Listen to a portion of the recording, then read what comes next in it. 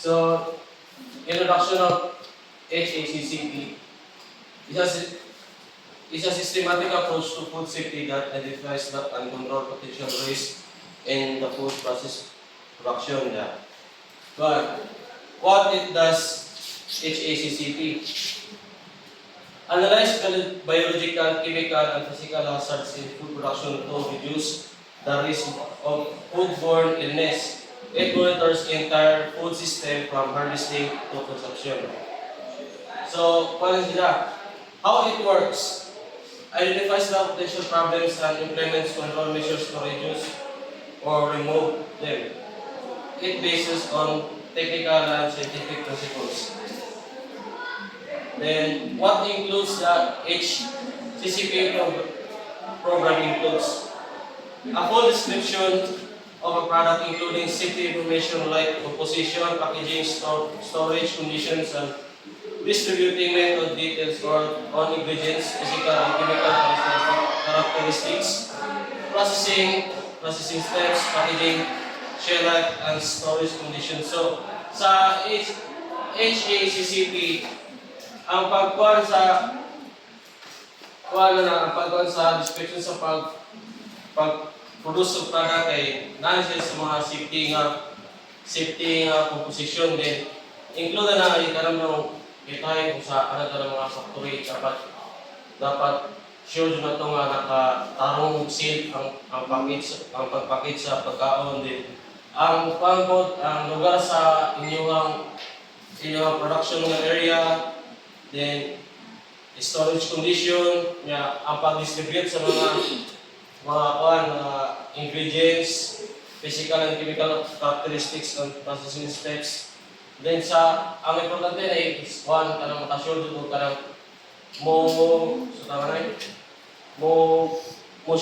taas bitaw iyang share life dito sa product. Yes. Why is it important the Food and Drug Administration or FDA recommends HACCP system because it's an effective and efficient way to ensure food safety. So, di ba, di pa ni kita mag-produce ng product, di mo ka makahalaw, karang mag-produce o magpanong baligya, kita mga store kung why do i-recommend sa FDA kay karang ilanan na naugnay katagay FDA. It means na paano na siya tawag na kanang i-accept na bito na sa food and safety. Then, an example of hazard cutting boards, equipment used for raw food can transfer dangerous bacteria if used for food. So, ang mga gamit na kinahanglan jud kuan kanang labi na sa mga bitong mga karne, sa mga butanganan sa raw materials, kinahanglan jud siya is kanang review kay para di bitaw kanang magka-contaminate na bitaw ng uban bitaw mga pagkaon. Then critical limit is a maximum or minimum value that parameter must be controlled to prevent, eliminate, reduce food safety hazards.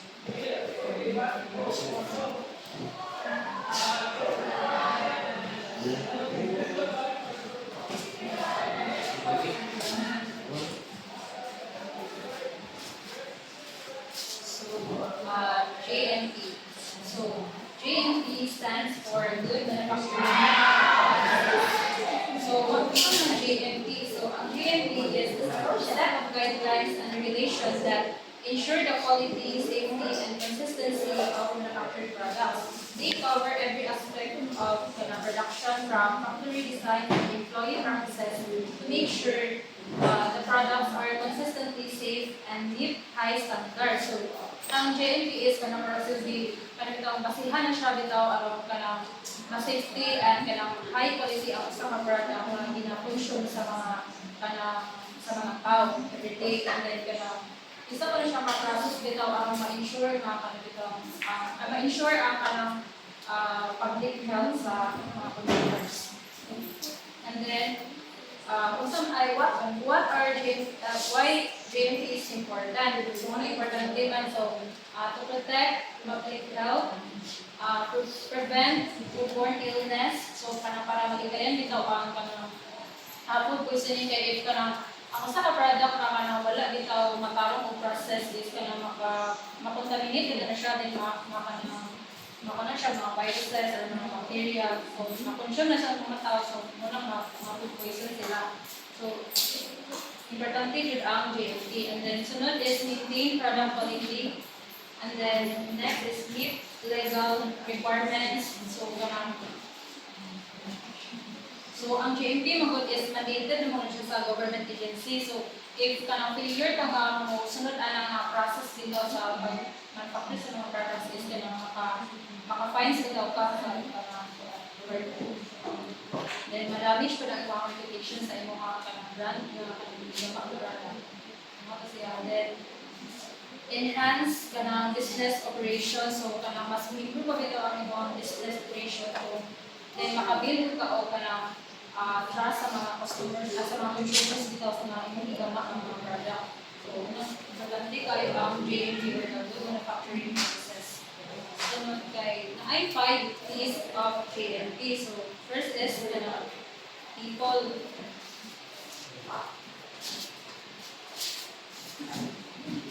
So, anong people is kanang sila, dapat ang mga employee or mga staff is kanang well-trained dito sila kanang follow sa mga rules and regulations sa kanang pag-process sa itong GMP. Dapat kanang naibaw dito sila o aware sila kung saan pag-process o mas kanang quality ang sa product. And then next is kanang products. So, kanang niagad din sila kanang regular testing aron kanang mas naibaw nila kung safe pa ba na siya makikonsum sa mga tao. And then next is kanang processes.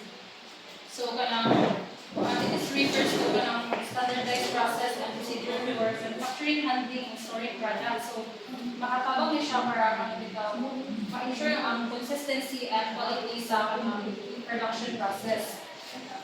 Sunod is kanang procedure. So nag-emphasize sila nga dapat clear and documented ang mga procedures for every step sa pag-manufacture sa mga products to ensure the quality and consistency.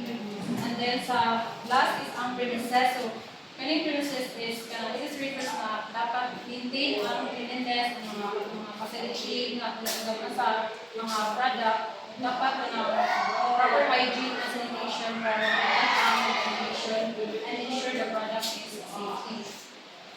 So next is benefits of implementing GMP. So first is reduce product defects. So para maligayan dito na ang factory defect dito, din masayang mo lang sa product sa dapat yun mo agi yung GMP.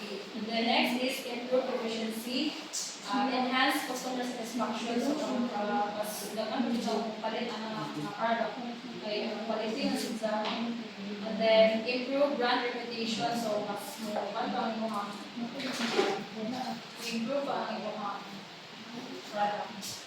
And then problems encountered in GMP. So muna sila yung mga encountered dito sa GMP, lack of commitment and understanding. So iba yung mga employer staff na kilit ko sila kurang wala ito kayo nag-evaluate dito ang GMP kaya wala sila ang kita sila wala kayo sila kasabot dito para sa kayo importante ang good manufacturing practices sa food industry. So next is time consuming. So one lang kanang GMP taas mo siya ang process wala siya mo makaya daw makaya ba ng mga company na dili na tutugay sila kung paano ni GMP. Samot na kay cases sila yung hindi na sila magsunod dito. And then lack of resources. So next one mga kuwang sila o mga appliances sa mga sunod dito sila ang GMP ng process. Ano sila ng staff na mag-ibigay ka ng mag-ibigay na mo yung process. And then, poor documentation system.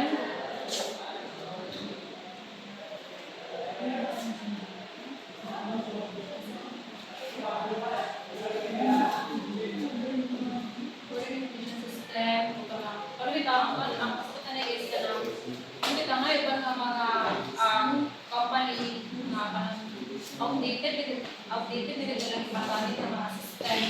So, muna siya yung cause of contamination na yung mga bacteria sa product. Then, challenges with sanitation and hygiene. So, ngayong buwan naman nakita ko, dili kayo sila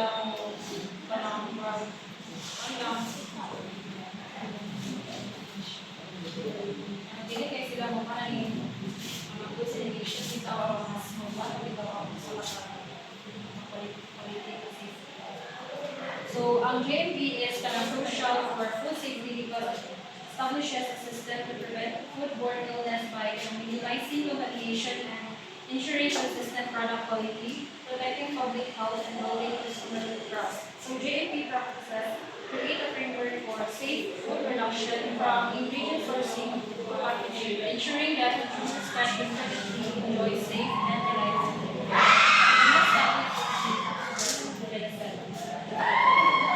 Sanitation standard operating procedure. A sanitation standard operating procedure is the common name given to the sanitation procedures in food production plants which are required by the Food Safety and Inspection Service. It is considered one of the prerequisite programs of APA. And this SOP is a fundamental part of a food safety plan. It may be a standalone procedure or may be a prerequisite program. It should be updated whenever there is a change in process or chemicals used. It should be reviewed annually with the food safety plan.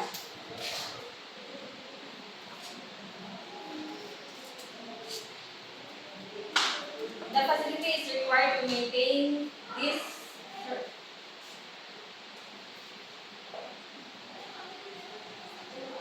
right procedure and file, and this must be available to regulating or government bodies upon request. SSOP includes a complete description of the specific activities required to maintain utensils and equipment free of pathogenic microorganisms and animals, rating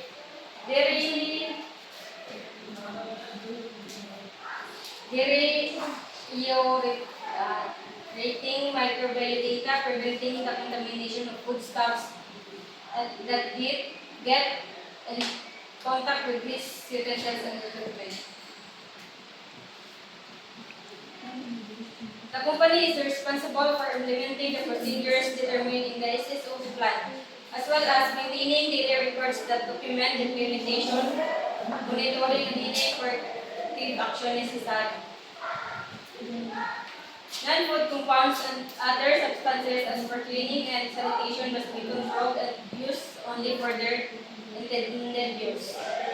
Employees must be trained free from illness, practice good hygiene, wear durable, appropriate and clean clothing, and adhere to written standards and procedures. Water should be potable, tested on at least an annual basis, and use it specified temperatures and procedures that will minimize the use of detergents or other chemicals. The different derivatives of SSOP have been determined. A potential source of contamination. Cross-contaminations from raw to cooked products, contact of product with non-potable water or other unsafe substances, contact with non-food substances, and contact with airborne substances, disease or inadequate hygiene of handles. Next reporter is Joshua.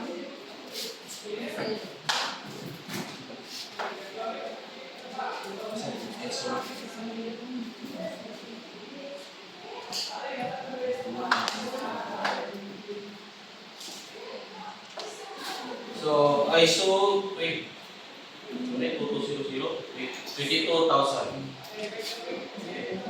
is an international standard that establishes requirements for food safety management system. Purpose ISO 22,000 helps regulate A organization ensures that food products are safe for consumption at every stage of the food chain. So, benefits, improve food safety, performance, meet legal requirements, demonstrate commitment to responsible food production and handling scope. So ISO 22000 applies to all organizations involved the food chain, including producers and manufacturers, regulators, retailers, caterers, and teachers. Then ISO 22000 integrates principles from a hazard analysis and medical control point or HACCP system.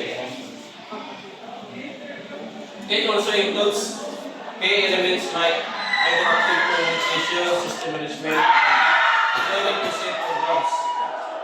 Certification organizations can be certified to ISO 22000. Certification is valid for 3 years and maintained through annual surveillance audits and yearly certification audit. So, kani siya ISO, mura ni siya daw, bitaw, kailangan ka every 3 years, kailangan ka magpakuhaan. Kasi tawag na ka na, mura bitaw kag mo-renew bitaw babalik yung certificate bitaw para mas mag-continue gyapon ng imuhang product yung sa kuhaan o sa imuhang manufacturer. Then related standards, ISO 22005 is another ISO standard related to food safety, establishing traceable in the feed and food chain. The popular standards ISO 22000 food safety management. Whatever their size or product, all food producers have responsibility to manage the safety of their products and the well-being their consumers. That's why ISO 22000 exists. So kani siya mo ni siya kana bitaw mo binuro ka mag-renew o pagkay para mura mo kuno siya expiry date pud ba kung kita na ang pagkaon na expiry date kailan kanang imong product na paduna mag-expire.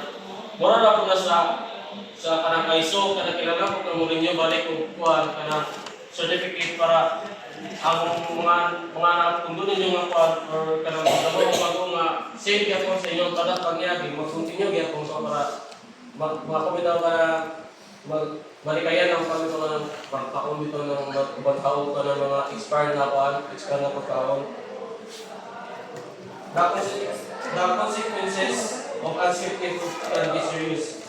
ISO's food safety management standards help organization identify and control food safety hazards at the same time as working together with the ISO management standards such as ISO 9001. Applicable to all types of producer, ISO 22000 provides a lawyer reassurance within the global food supply chain, helping products cross borders and bringing people food that they can trust.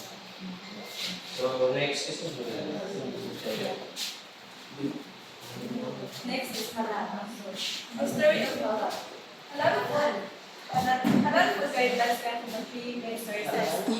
Una is ang Quran, which gives clear rules about what is allowed or forbidden. Ang ikalawa is ang hadiths, which are stories and teachings from the life of the Prophet Muhammad. Ang ikatlo is ang rulings of Islamic scholars, who use their knowledge of the Quran and hadiths to identify what is considered halal. So halal food that is permissible for Muslims to eat or drink under Islam. The word halal is Arabic for lawful or permitted. What makes halal? What makes a food halal? So Islam generally considers every food halal unless it is specifically prohibited in hadith or the Quran. Specifically, halal foods are those that are made to be manufactured, processed, or stored using machinery, equipment, or utensils that have been made according to Islamic law. So, to ensure that the seafood is halal, we should have certification from our reliable authority. So, ensure that the seafood is free from haram substances or practices. So kaning haram is meaning is forbidden or impermissible. Then next is assure Muslim consumers that seafood products are safe and compliant with their religious beliefs. In addition to halal certification, some consider it important to choose sustainably sourced seafood that is harvested in ways that do not have marine ecosystems. And halal is a dietary standard that ensures food products meet Islamic law requirements that are purposes included. Number one is guarantee Islamic consumers. And then number two, ensure safety and hygiene. And number three, demand. Number four is support food, and lastly is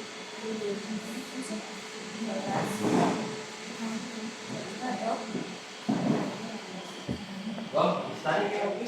Ay, question. Unsa nagkalahi? Asa nagkalahi ng CCP, GMP, o kaning ISO halal kay both sila nag-aim sa quality standard o produce sila og kuan nga food. Asa sila kalahian nila sa pag Isa na karangayan sa HCCP, GMP, SSOP, ISO o halal. ISO.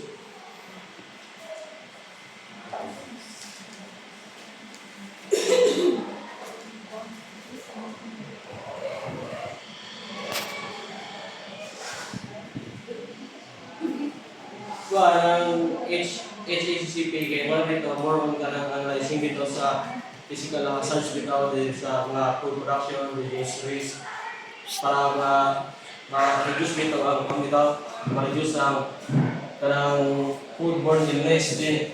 Kung sa GMP, more on guidelines siya sa kung bitaw sa pag-process dito sa product din sa ISO kay kwan siya sa di pa kamo paano HACCP o GMP dapat naa kay ISO karang sibling certificate bitaw para makaproduce ka og product kay di man na mo halala kay di mo ka ma-record makaproduce og kanang food sa industry kung nga kay ISO nga certification.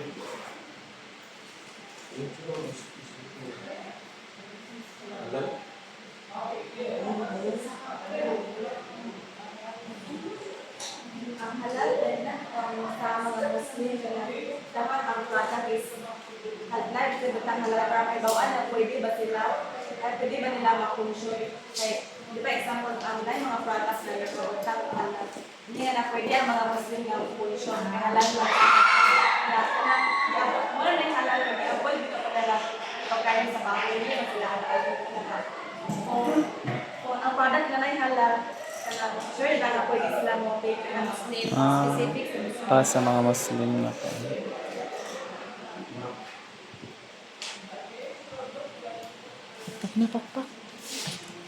Wala. Isa may naik pasang. Kau di mana? Kau dah pusing. Nasaan mo kaya? Kaya Kaya?